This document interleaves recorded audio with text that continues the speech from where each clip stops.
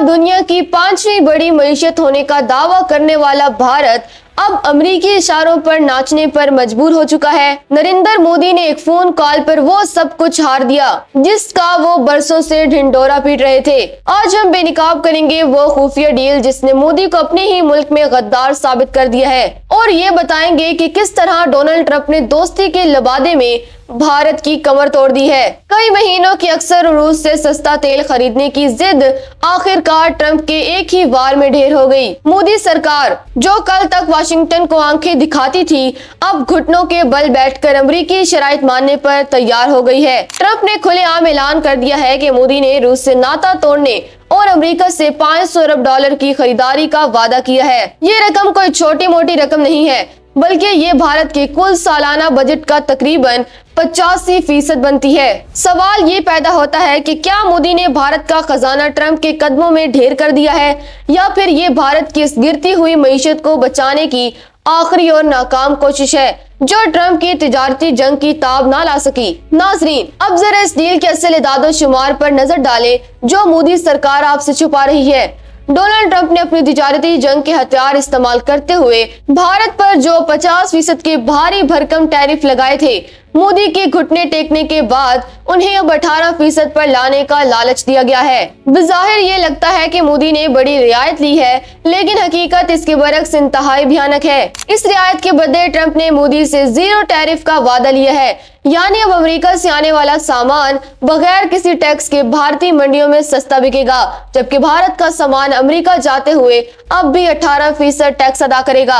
ये कैसी बराबरी है? पाकिस्तान, बांग्लादेश और वियतनाम जैसे ममालिक पहले ही अमेरिका के साथ बेहतर तिजारती शराइत पर काम कर रहे हैं, जबकि भारत को दोस्ती के नाम पर 18% की जंजीरों में जकड़ दिया गया है। इससे भी बड़ी जिल्लत ये है कि मोदी ने ट्रंप की खुशनुदी के लिए 500 अरब डॉलर की खरीदारी का वो वादा कर लिया है जो भारत की कमर तोड़ देगा। माहिरीन मईशत चीख रहे हैं कि ये डील नहीं बल्कि भारत का मुआशी सौदा है, जहां मोदी ने अमेरिकी इलेक्शन में ट्रंप की मदद करने के बदले अपने मुल्क के मफादात को दांव पर लगा दिया है। ये है मोदी का वो नाम निहाद जादू जिसने भारत को अमेरिका की एक कॉलोनी बनाकर रख दिया है। इस डील का सबसे भयानक पहलू भारतीय किसानों के साथ होने वाली वो गद्दारी है जिसका मोदी ने कभी एतराफ नहीं किया। एक तरफ मोदी कहते थे कि वो किसानों के मफाद पर समझौता नहीं करेंगे, लेकिन दूसरी तरफ अमेरिकी वजीर ज़राअत ब्रूकी रोलिंस ने साफ बता दिया है कि अब अमेरिकी ज़रूरी मसनूआत भारतीय मंडियों पर कब्जा करेगी। ये वही किसान हैं जिन्होंने मोदी के खिलाफ दिल्ली में तारीखी एहतजाज किया था, और अब मोदी ने खामोशी से उनका मुस्तकबिल अमेरिकी कंपनियों के हाथ बेच दिया है। भारत में इस वक्त शदीद गुस्सा पाया जा रहा है क्योंकि मोदी ने टैरिफ तो कम करवा लिए, लेकिन उसके बदले में भारत की अपनी ज़राअत और डेयरी सेक्टर को तबाही के दहाने पर ला खड़ा किया है। हैरत की बात यह है कि ट्रंप जिस डील का जश्न मना रहे हैं, मोदी सरकार इसके हकायक छुपाने की कोशिश कर रही है। ट्रंप कह रहे हैं कि भारत ने रूसी तेल छोड़ दिया, जबकि मोदी के बयान में उसका जिक्र तक नहीं। ये तजाद साबित करता है कि मोदी अपने अवाम को सच बताने से डर रहे हैं।